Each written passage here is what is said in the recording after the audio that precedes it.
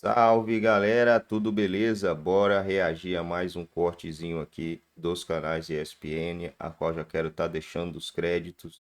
Vasco ontem venceu seus dois jogos que disputou contra o Boa Vista 2-0, contra o São Lourenço 1-0 e eu falei Cerro Porteño, mano, mas depois eu vi que não era o Cerro Porteño, só que eu falei eu não vou editar, né? Eu vou deixar aí pra resenha da galera aí ficar rindo da minha cara, né?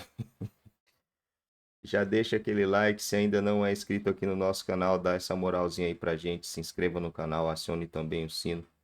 Vamos lá assistir esse cortezinho que aí tá muito zica. O Vasco ainda tem mais um amistoso e ao mesmo tempo um jogo pelo Carioca. Tomara que vença os dois novamente e que chegue o Cuéllar, né, galera? Cuéllar tá sendo muito falado no Vasco, vai contribuir muito para esse meio-campo.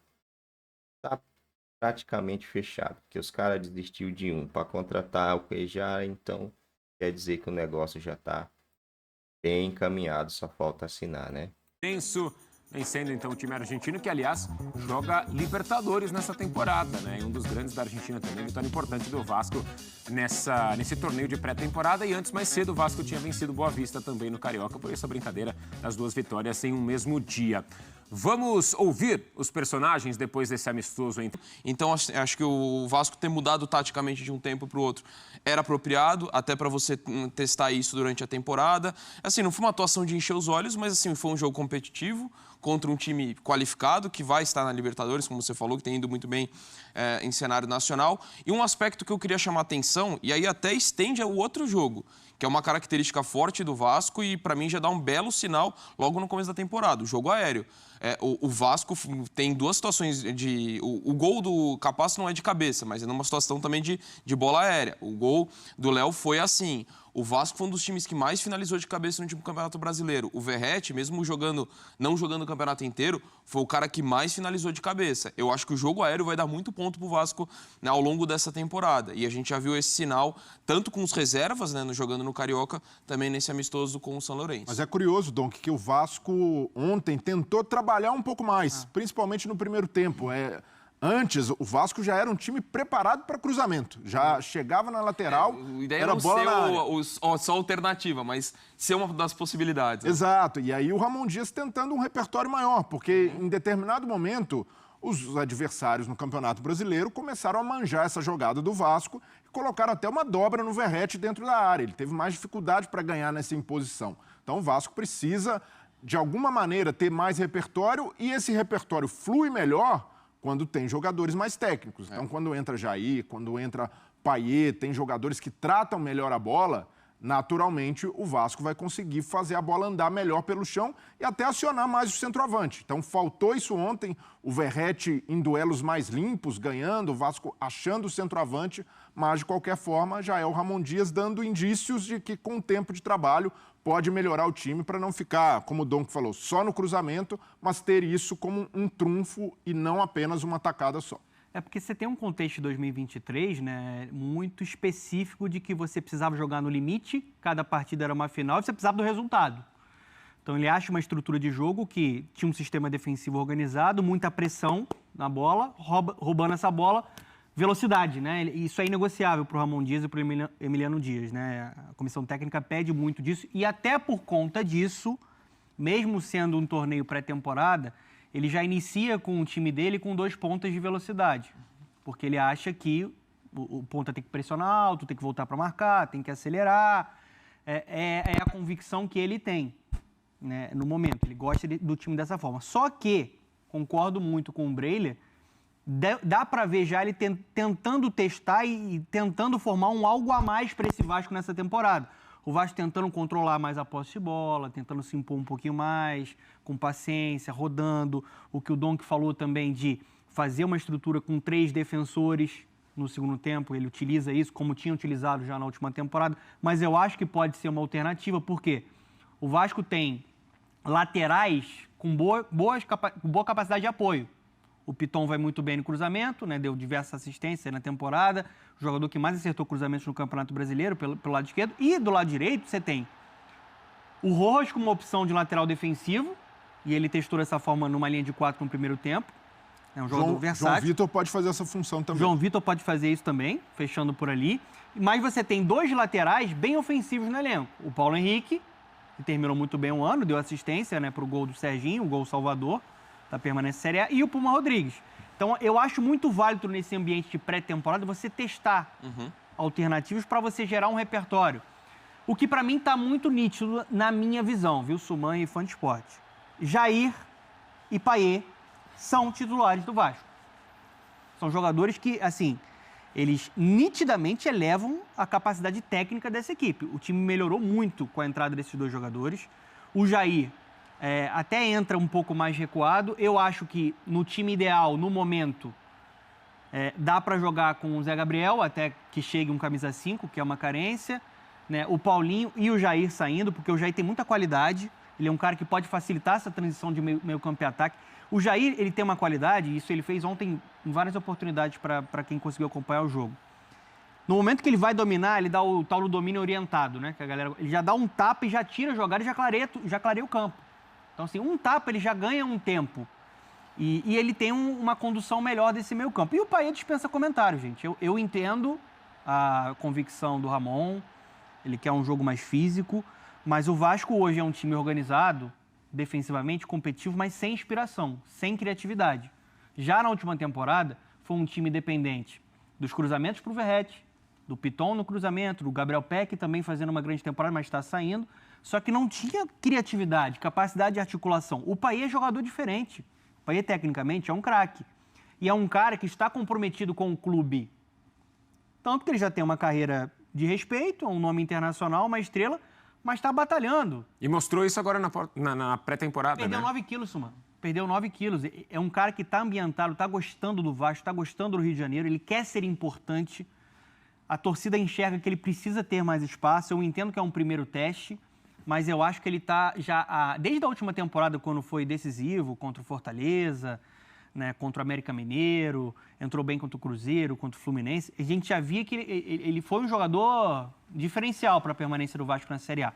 E eu acho que, como o Vasco não tem opções melhores, eu não acho que o David seja um jogador para ser titular do Vasco, e o Rossi também, para começar a dar uma sequência, uma minutagem maior para o Payet ali pelo lado esquerdo. Porque, nitidamente, quando ele entrou, o time começou a ter o passe diferente, começou a encontrar jogada, ele tem a bola parada. Na minha visão, ele é titular do lado esquerdo e o Jair entra na vaga do Praxedes nesse momento. Dos reforços ontem, qual que chamou mais atenção para vocês? João Vitor. Aí, Ele quase marca um gol de cabeça, aliás, né, o João? No primeiro tempo. No primeiro tempo. Foi o Rojas, né? Também, né? Teve o Rojas e no o comecinho, o João Teve Vitor... o João Vitor também. É né? aquela O goleiro que o defende goleiro de deu com a cabeça. Verdade, verdade. mas o João Vitor fez uma atuação correta, seguro ali, não teve problemas defensivos, até porque o Vasco estava mais resguardado defensivamente. O David, para mim, abaixo, pecou muito em decisões, é um jogador... E é isso, primeiro jogo, não dá para cobrar também um encaixe perfeito, que o cara vai desenvolver, ter um pouco de paciência também. Foi um reforço muito criticado do Vasco, mas do ponto de vista tático, pode ser útil de alguma maneira, concordo com o Donan. Eu vejo mais como um jogador de composição de elenco, para ser reserva, para não ter uma utilização tão efetiva como o Peck na temporada passada. Então, a tendência é que o Adson, quando estreie, ganhe mais espaço, ganhe até mesmo essa posição na ponta ou do Rossi ou do David. E no caso do Payet, eu vejo que vai ser uma questão de tempo do Payet começar a temporada como titular do Vasco. Tem qualidade de sobra, mas é um jogador de 37 anos. Então, Ramon Dias já parte do princípio de que o Payet não vai jogar todos os jogos na temporada, vai precisar segurar eventualmente, precisa ter uma atenção grande à minutagem. E eu vejo que há um comprometimento do jogador em melhorar a forma física, em estar mais fininho, em estar mais inteiro, mas, por outro lado, a comissão técnica precisa se resguardar, criar opções além do Payet. E com o Payet em campo, precisa ter uma compensação, porque você não pode usar o Payet para fazer recomposição pela ponta. Sim. Ele não vai ter essa entrega. E essa compensação exige uma entrega maior dos jogadores do meio. Então, por isso, eu até entendo também a insistência do Ramon Dias com o Praxedes, porque é um jogador mais comprometido com a recomposição, com a marcação do que o Jair. O Jair é algo que se cobra muito dele, do ano ruim que ele teve no Atlético, antes de vir para o Vasco. é essa entrega na marcação, a intensidade, o jogo inteiro. Então, o Jair é um cara, um volante que já jogou muito de 5, que já fez muito trabalho de marcação, é técnico, mas precisa ser um pouco mais intenso no meio. O Vasco tem uma opção até, além de Praxedes e Jair, para fazer esse lado esquerdo, tem o Marlon Gomes, que tem que ver se vai permanecer ou não, está no pré-olímpico, é um jogador que está valorizado, vários clubes de Premier League de olho nele, mas é uma outra opção para esse setor de meio campo. Eu entendo muito essa questão física de você dosar um atleta de 37 anos, mas eu acho que o Vasco precisa, nesse momento, de um algo a mais, de uma qualidade para o seu sistema ofensivo. Está condicionada a chegada de um 5? A utilização do Payet? Para mim isso é crucial. Não só isso. Isso é fundamental. Não só isso. Analisando o Vasco, assim, dentro do que a gente vê, o Vasco tem, para mim, 2 posições extremamente carentes. O camisa 5, um cara para chegar. O Zé Gabriel foi um cara importante na última temporada e cresceu com o Ramon. Mas eu acho que o Vasco precisa de um cara mais consolidado. Falaram em Cuéllar Esse é e o nome Esforça. legal, eu acho. Seriam esses 2 nomes? Parece que o Esforça... Subiu no telhado. Tem que escolher um, né? Financeiramente. O Cuéllar seria o nome. Eu acho que ele é um ótimo nome. É um cara que já trabalhou com o Ramon Dias, no Al-Hilal, é muito bom marcador e tem qualidade no passe, né? Então, assim, é um cara pronto. O Esforço é um cara com muito potencial, uma joia. Mas aí você tem uma adaptação quando chega ao Brasil. O Cuéllar já mostrou no Brasil que ele é um jogador de destaque com a camisa do Flamengo, o rival do Vasco. É uma negociação difícil, ele tem um contrato, né? Há pouco tempo ele foi para o Shabab, tem um salário alto, né? Mas está disposto a diminuir o salário para voltar a trabalhar com o Ramon Dias. Eu acho que ele seria um cara, uma grande contratação Para no Vasco. essa posição 5. E qual a outra? Para mim é o ponto. Eu acho que o Adson vai ser útil, é bom jogador. Mas o Adson não é ponta a ponta, ele é até mais meia, né? articulador. Ele é mais articulador. Não vai ter, por exemplo, um Peck, que é um cara de muita potência, muita força, para puxar contra-ataque, para se sacrificar e ajudar na marcação. Precisa, para mim, contratar, principalmente um cara ali pro lado esquerdo. Um ponta pela esquerda mesmo, com uma capacidade maior de velocidade. Né? Senão você vai ficar com o Adson, que é um cara também articulador, e o Payet, que também é um articulador. Acho que em algum momento vai faltar um pouco mais de velocidade, né, para a equipe do Vasco ali no lado do campo. E tem que ver a situação do Orelhano, né? O Orelhano tinha pedido para sair do Vasco, tem que chegar uma proposta boa para ele ser negociado. Foi bem ontem, no jogo contra o Boa Vista. Eu acho que, tecnicamente, ele é um jogador que pode agregar. Mas aí depende dele, depende de um convencimento também para que ele permaneça. O que vocês viram do jogo contra o Boa Vista ontem? Você fala do Orelhano, Donan, Breiler, Donk. Que o Vasco pode aproveitar também para o time principal. A vitória por 2-0, estreando bem também no Campeonato Carioca. Então, o jogo do Carioca serviu para o William Batista, que foi o técnico do Sub-20, dar chance a alguns jogadores que podem ganhar espaço nesse time. Matheus Carvalho é um jogador interessante, ontem participou muito pouco no meio-campo. O Di Luca foi um cara que chegou para ser volante, ontem jogou quase como um 10 ali, um meio articulador. Acabou aparecendo só no gol do Leandrinho, muito tímido também, mas outros deram respostas interessantes. O primeiro deles, o Paixão, que por mais que tenha desperdiçado 2 chances de gol, um jogador da base que se movimentou bastante, foi muito voluntarioso, mostrou ali uma intensidade física interessante. Há essa carência, como o Donan falou, no ataque do Vasco, e o Paixão pode jogar como referência no ataque ou pela ponta, e aí fazendo essa jogada do gol do Leandrinho, a escorada do Di Luca para esse belo gol. Se doou muito o garoto, né? Impressionante. E o Leandrinho foi o melhor em campo. O Leandrinho muito forte no apoio, não só por esse gol, mas seguro também em tomadas de decisão. O Vasco, que ainda não tem ali um reserva do Piton, um cara estabelecido, ganha 2 boas opções. Além do Leandrinho, que tem 18 anos, subiu do time da Copinha, tem o Julião, Matheus Julião, que é um lateral que já está com o grupo principal no Uruguai, então ganha 2 boas opções como alternativas para o Piton. E o Paixão, jogador que pode ser mais utilizado. O Capasso ontem, jogador muito questionado na temporada passada, e foi mal mesmo, não conseguiu entregar a altura do que o Vasco esperava dele. Fez uma partida segura, além do gol, defensivamente foi muito bem. E o Orelhano. O Orelhano mostrou ontem a capacidade técnica que ele tem. Um jogador com um toque refinado, com capacidade de drible, boa bola parada, tanto é que o gol do Capasso sai de uma bola em que ele cobra muito bem, com efeito, mas eu vejo que ele precisa de duas coisas. Ainda fisicamente, um jogador que está muito atrás, ainda perde muitos duelos físicos, embora tenha se apresentado melhor ontem, segurou bem durante todo o jogo.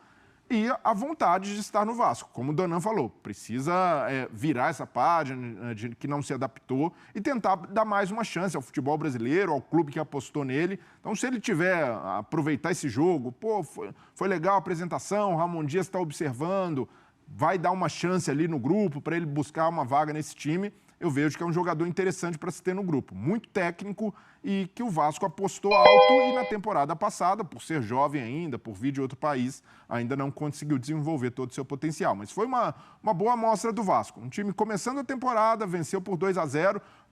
O House, goleiro do Vasco, precisou trabalhar muito ontem, mas é natural. Primeiro jogo do time, totalmente desentrosado, mas o Vasco tem alguns valores aí para observar para a composição de elenco do Ramon Dias. Vamos dar uma olhada numa tela. O Rodrigues é um jogador, é uma grande joia do futebol uruguaio. É uma negociação muito complicada porque o Liverpool do Uruguai está pedindo 12 milhões de dólares, né? Pela contratação dele, é um investimento muito alto. Apesar que eu acho que é um jogador que daria retorno técnico e no futuro até um retorno financeiro. Ele tem uma proposta do Feyenoord, né? O Feyenoord já fez uma proposta de 10 milhões de euros pela contratação dele, mais bônus. Então, acho que é uma negociação muito difícil para o Vasco conseguir concretizar.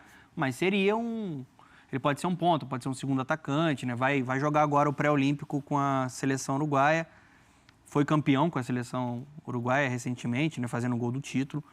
Eu acho que é uma peça que agregaria, mas eu não acho que seja uma negociação muito viável. Acho que o Cuéllar, até pela vontade do Cuéllar, é um cara que seria um pouco mais fácil de você contratar, apesar da gente ter amanhecido com a informação que José Mourinho pode ir para o clube dele. José Mourinho estaria muito próximo de acertar com o Al-Shabaab. Não sei se isso pode modificar o cenário, né? Porque tem um peso, né? Você trabalhar com José Mourinho. Não é uma negociação fácil também, um cara caro. O Donk, ontem ou antes de ontem, o Breiler estava falando sobre como uma peça importante do Vasco, do mercado do Vasco, foi a permanência do Ramon Dias. E a gente está falando de mercado, de caras que podem chegar também. Como que você vê esse elenco aí para a temporada, que já começou o Vasco com 2 vitórias nos 2 jogos? Eu também acho, assim, a permanência dele pela sequência de trabalho. E até por isso, até a gente falou rapidinho ontem, para mim é fundamental o Vasco estar priorizando essa pré-temporada. Porque o Ramon Dias não teve isso, né? Ele chega no decorrer de uma temporada, desenvolve muito mais um trabalho de um time numa situação. Bom, galera, é isso aí, rapaziada.